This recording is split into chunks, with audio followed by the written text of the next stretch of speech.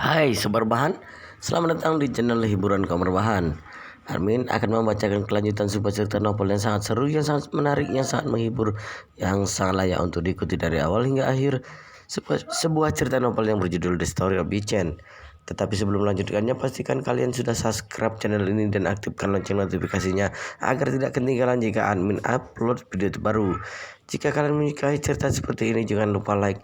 Jika berkenan, share juga ke teman-teman lainnya agar teman-teman lainnya juga mendapatkan informasi di channel ini. Baik, kita lanjutkan ke part 442 bertepatan dengan bab ke 2130. Dia adalah orang pintar.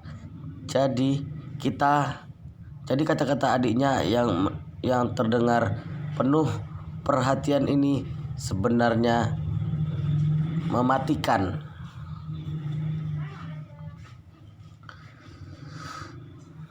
Dia berkata marah di dalam hati, Saude, kamu bahkan mencari kesempatan untuk menjatuhkanku.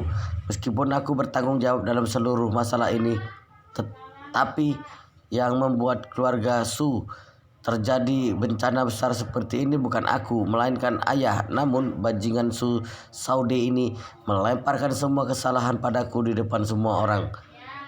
Ini benar-benar menjadikanku kambing hitam. Jadi aku membiarkannya, maka aku akan menjadi orang yang bersalah. Namun jika aku tidak menerimanya, tidak tahu apa yang akan dipikirkan ayah dan dia pasti akan sangat membenciku. Selain itu, Saude bajingan ini berulang kali mengungkit kalau aku adalah pemimpin masa depan keluarga Su dan mengatakan akan membantuku. Bukankah dia berniat jahat? Ayah masih hidup. Atas seluruh keluarga Su sekarang, Saude malah berulang kali mengatakan kalau aku adalah pemimpin keluarga masa depan. Dia ingin ayah membenciku. Sejak zaman dahulu yang paling diwaspadai kaisar adalah putra mahkota, karena menurutnya putra mahkota mendambakan tahta dan kekuasaannya. Jadi putra mahkota pasti selalu menantikan kematiannya. Ayah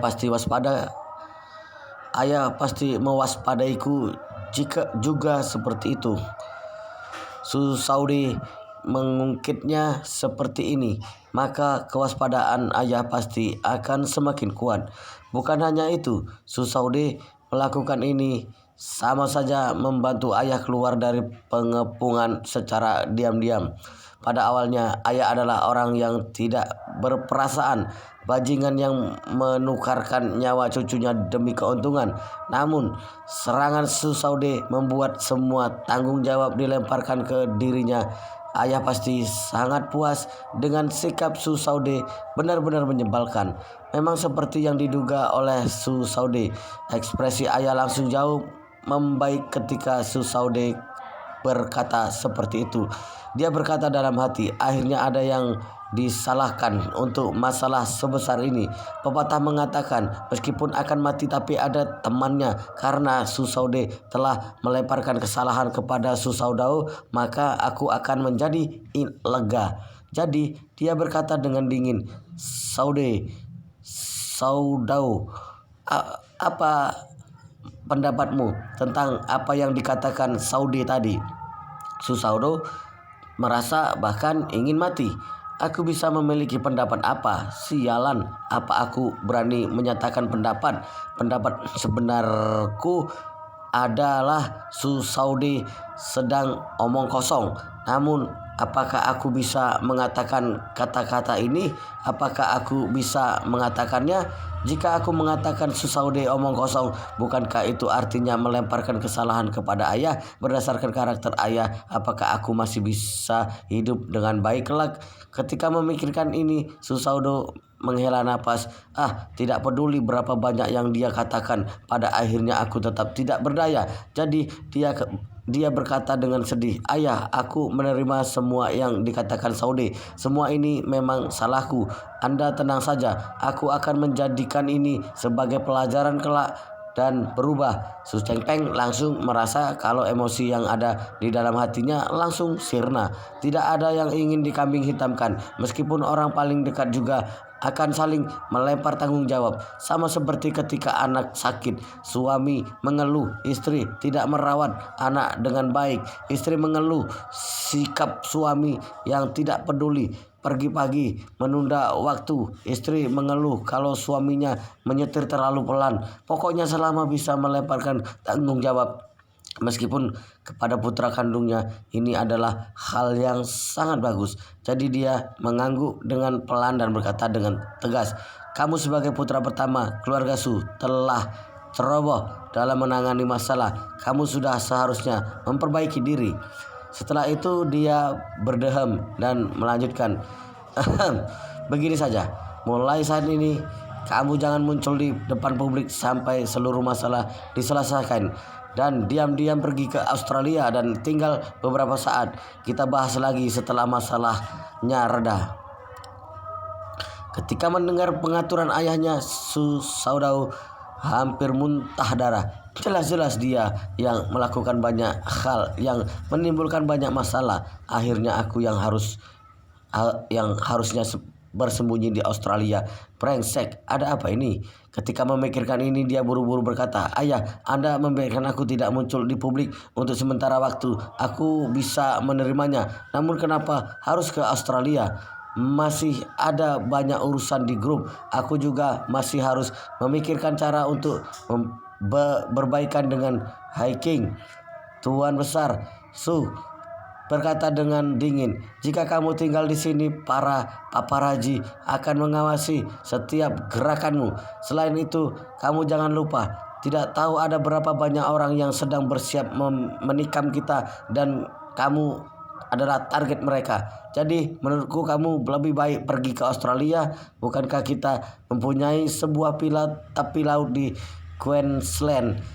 Kamu tenangkan dirimu di sana. Aku akan membantumu menyelesaikan masalah di sini." Su Saudao hampir runtuh. Dia berkata marah di dalam hati, "Jika aku pergi ke Australia saat ini, bukankah ini jelas akan menjadi target bergerak yang akan menjadi serangan? Semuanya masih lebih baik jika aku tidak pergi. Dunia luar mengetahui kalau ayah yang mengkhianati cucunya. Jika aku pergi, tidak tahu apa yang dilakukan orang-orang ini padaku.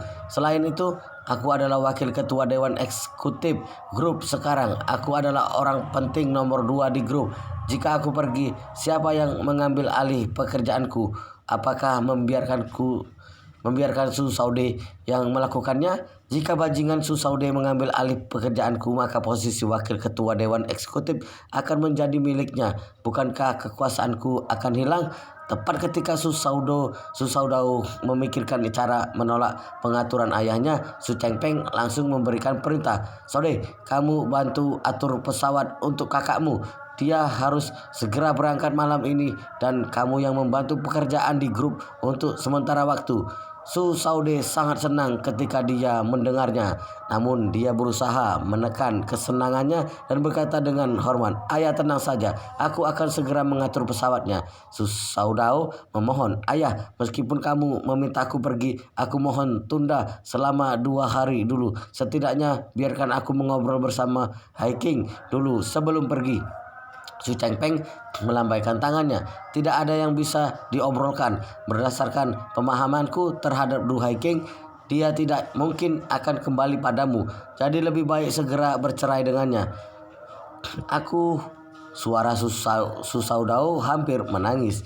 Jika dia benar-benar harus pergi, hal yang tertunda akan sangat banyak. Bukan hanya masalah istrinya, masih ada masalah penerus di grup. Selain itu, dia juga ingin mencari keberadaan Suroli, karena bagaimanapun juga dia adalah darah dagingnya sendiri. Dia harus memikirkan cara untuk mencarinya. Bagaimana jika dia masih hidup? Jika dia bisa menemukannya, dia masih bisa diam-diam mengaturkan tempat untuknya tersembunyi di dunia ini dan merahasiakan namanya. Namun jika keluarga Su menemukannya atau pihak Jepang yang menemukannya, maka dia pasti akan mati. Su Cheng Peng langsung berkata keras ketika melihatnya diam saja. Ada apa denganmu? Apakah kamu bahkan tidak mau mematuhi perintahku?" Ketika mendengar ini, Su Saudao segera menyadari kalau dirinya tidak mempunyai ruang untuk menolaknya. Dia hanya bisa mengangguk supaya tidak membuat orang tua itu marah. "Baik ayah, aku akan mendengarkan Anda. Aku akan pergi malam ini." Su Changpeng mengangguk puas dan melambaikan tangannya. "Baik, kamu kembali dan kemasi barangmu. Beritahu Jiyu dan Jipe berangkat 1 jam lagi."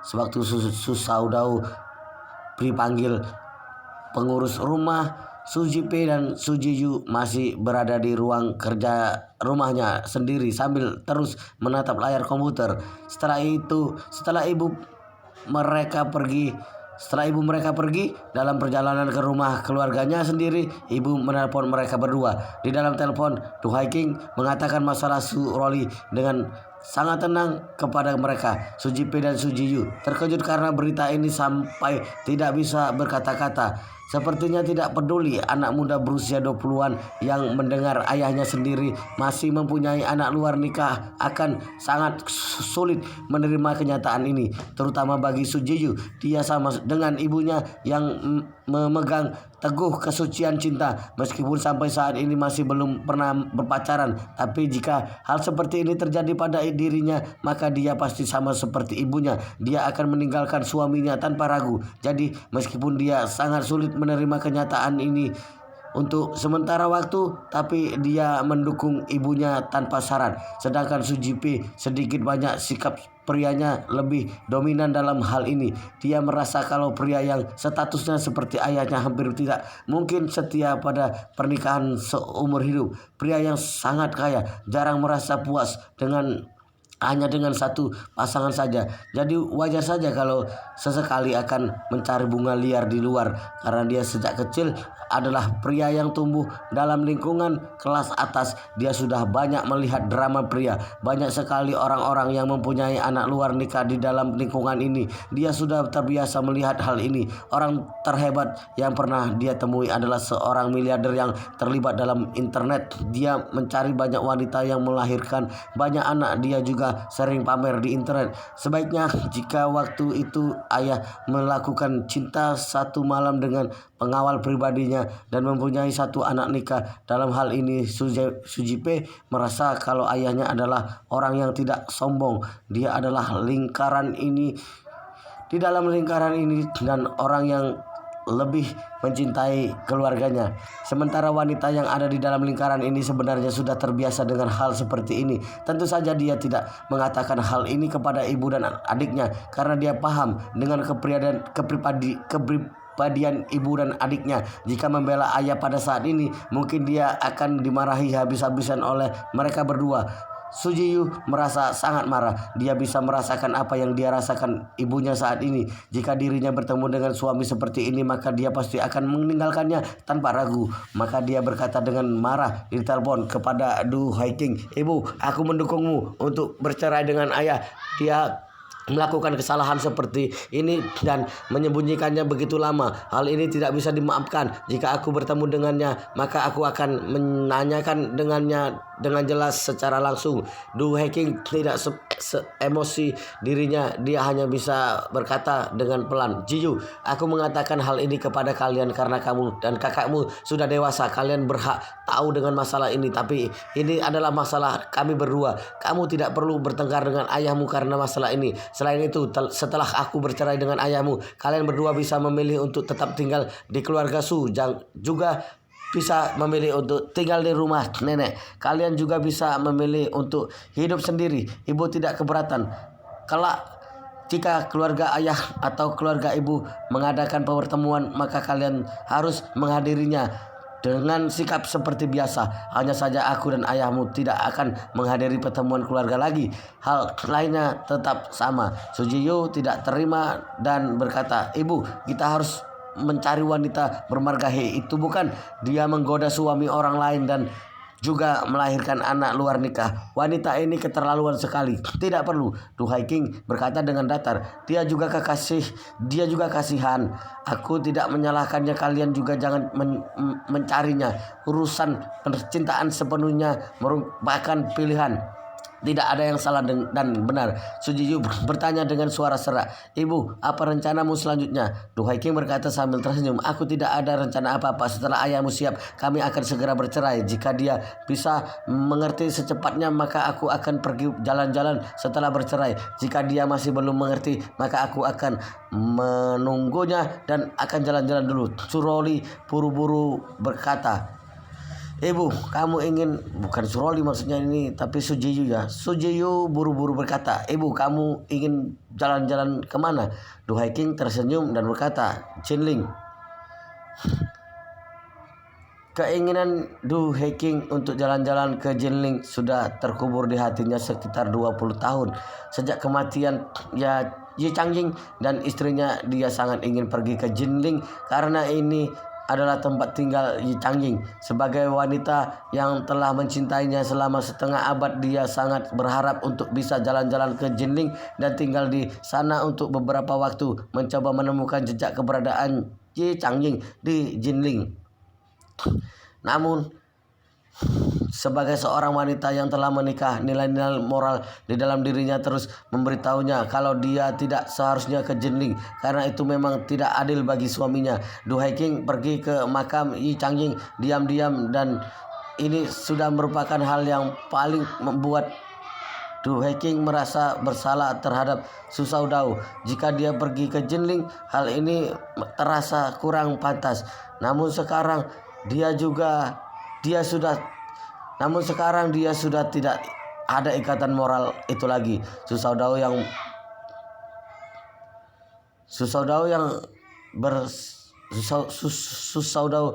berselingkuh terlebih dahulu dan telah melanggar perjanjiannya dengan Duhai King. Karena itu dirinya juga tidak harus dibatasi oleh apapun dan sudah saatnya mewujudkan keinginannya untuk mengunjungi Jinling. Sujiyu langsung berkata dengan gembira ketika mendengar ibunya ingin ke Jinling. Ibu, kebetulan aku dan kakak berencana ke Jinling. Mari kita pergi bersama. Duhai King bertanya dengan penasaran. Buat apa kalian ke Jinling? Kenapa aku tidak pernah mendengar kalian mengungkitnya? Sujipe buru-buru berkata, Ibu, aku pergi ke Jinling karena ada urusan pekerjaan. Sekalian membawa Jiu jalan-jalan. Jika kamu ingin pergi, maka aku akan mengatur pesawat dan hotelnya. Duhai King tersenyum dan berkata, tidak perlu memesan hotel. Kakek kalian, ayah, ibu, ada sebuah rumah di Jinling. Ada yang mengurus rumah selama ini dan kita akan tinggal di sana. Sujiyu bertanya dengan kaget. Ibu, kakek bahkan ada rumah di Jinling. Kenapa aku tidak pernah mendengarnya? Duhai King tersenyum dan berkata, ayah kalian tidak suka dengan Jinling, jadi aku tidak pernah membawa kalian ke Jinling selama ini. Tentu saja kalian tidak tahu dengan masalah rumah di sana. Setelah itu Duhai King mengatakan, rumah klasik kakek kalian di Jinling sangat luar biasa. Terletak di samping istana presiden. Rumah itu sudah ada sejak dinasti Ming hingga dinasti Qing dan Republik Tiongkok. Semua orang besar yang tinggal di sana dari generasi ke generasi. Kakek kalian membelinya pada zaman 70-an. Terkadang dia dan nenek kalian tinggal di sana selama beberapa waktu. Sujipe segera memikirkan kisah lama ketika mendengar ayahnya tidak menyukai Jinling.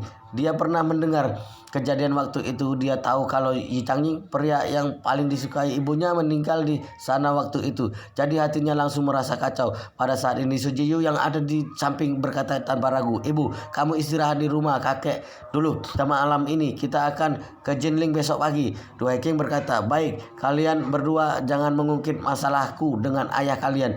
Ini adalah urusan kami berdua. Tidak peduli apapun itu hanya mempengaruhi hubungan kami berdua. Hubungan kalian denganku atau hubungan kalian dengannya tidak akan terpengaruh. Apakah kalian mengerti? Sujipe dan Sujiyu serentak menjawab, ya Bu.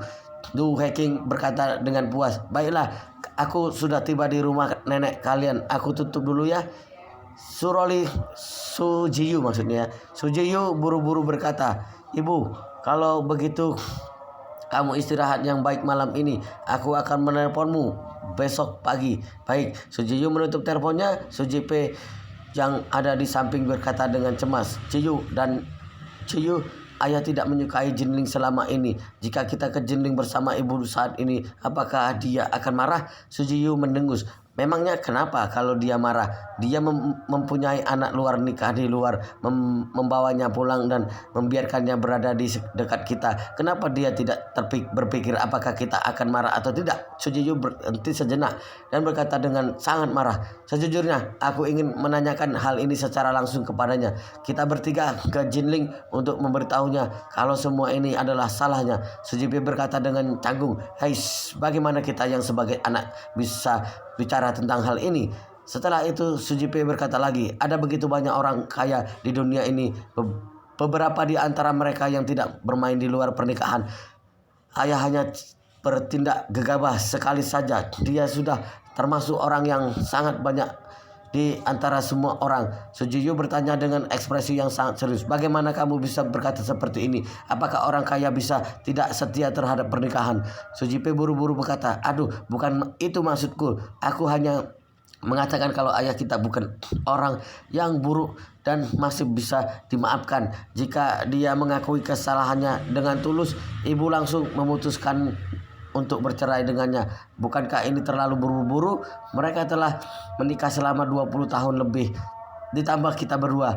Tidak bisakah dia memberikan satu kesempatan kepada ayah?" Sujiyu berkata dengan serius, "Pikiranmu ini adalah pikiran pria bajingan yang dominan. Ini adalah perbuatan tidak bermoral. Aku tanya padamu, jika kamu menikah kelak dan istrimu berselingkuh darimu, bisakah kamu memaafkannya?" "Aku," Sujipe berkata dengan canggung, "masalah bukan seperti ini karena pria yang berselingkuh dengan wanita yang berselingkuh adalah hal yang berbeda." "Kenapa bisa berbeda?" Sujiyu berkata dengan marah, "Apakah berselingkuhan membedakan pria dan wanita? Pria yang berselingkuh bisa dimaafkan dan wanita tidak diperbolehkan selingkuh." "Sujipe, aku baru tahu kalau pemikiranmu melenceng. Aku beritahu kamu, jika kamu melakukan kesalahan seperti ini kelak, meskipun istrimu memaafkanmu, tapi aku tidak akan memaafkanmu. Aku tidak akan mengakui kakak bajingan sepertimu." Sujipe berkata dengan ekspresi canggung. Setelah dimarahi oleh Sujiyu, "Aduh, adikku sayang, mulutmu pedas sekali. Aku tidak melakukan apa-apa. Kenapa memarahiku, bajingan?" Sujiyu berkata dengan dingin, "Pemikiran seperti ini adalah pemikiran pria kuno dominan. Apakah sudah merasa sangat hebat karena mempunyai uang, jadi bisa berbuat sembarangan di luar? Jika kamu benar-benar akan berbuat seperti itu, maka kamu jangan mengejar Gyukuyi, karena Gyukuyi adalah idola semua orang. Pemikiran melenceng pria bajingan sepertimu tidak pantas dengannya. Aku sarankan kamu untuk mencari wanita dan industri hiburan yang ingin menikah demi uang dan ingin menikah dengan keluarga kaya. Pada saat itu kamu buat perjanjian dengannya kalau dia tidak akan mengurusi urusanmu di luar, karena kamu akan memberikan uang yang banyak untuknya dan memberikan kehidupan mewah padanya. Bukankah ini merupakan hal yang baik?" Sujipe merasa sedih ketika mendengarnya. Aku mengaku salah. Setelah itu dia segera mengalihkan topik pembicaraan dan berkata, "Oh ya, aku harus segera mengatur pesawatnya. Kita akan terbang ke Jinling bersama besok." Sujiyu bisa melihat kalau dia ingin mengalihkan pembicaraannya sehingga dia segera mendesaknya. "Sujipe, hormati wanita, hormati pasangan sendiri. Ini adalah pelajaran dasar setiap pria. Jika kamu menjadi pria bajingan kelak, maka aku tidak akan ada kakak sepertimu." Wow, luar biasa sekali guys, ceritanya sangat seru, sangat menarik, sangat menghibur, sangat membuat kita penasaran jika tidak mengetahui jalan cerita kelanjutannya. Tetapi sepertinya di bab ini akan sampai di sini dulu dan kita akan lanjutkan di bab berikutnya di video selanjutnya. Pastikan kalian sudah subscribe channel ini dan aktifkan lonceng notifikasinya agar tidak ketinggalan jika admin upload video terbaru. Jika kalian menyukai cerita seperti ini, jangan lupa like, jika berkenan share juga ke teman-teman lainnya agar teman-teman lainnya mendapatkan informasi dan hiburan di channel ini. Baik, kita lanjutkan di part berikutnya di video selanjutnya.